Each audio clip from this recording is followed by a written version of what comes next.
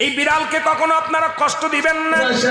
বিড়ালকে আদর করবেন, বিড়ালকে ভালো মতো পুষবেন। বিড়াল যদি কোনো জাতির জন্য দোয়া করে, কোনো গৃহস্থের জন্য দোয়া করে, ওই সংসারের মধ্যে উন্নতি শুরু হয়ে যায়। ওই সংসারের মধ্যে আরেক নাম্বার হলো যে ঘরে বিড়াল থাকে সেই ঘরে জিন আসতে পারে না, জিন বাস করতে পারে না।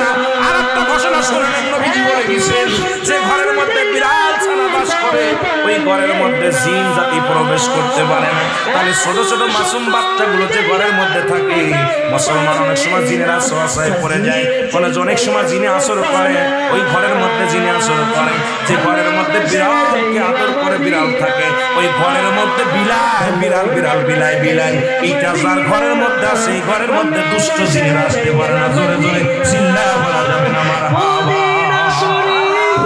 একবার নবী সুলাইমান আলাইহিস সালাম শুনতে পাইলেন পাশের বাড়িতে একটা কুকুরকে কষ্ট দিয়ে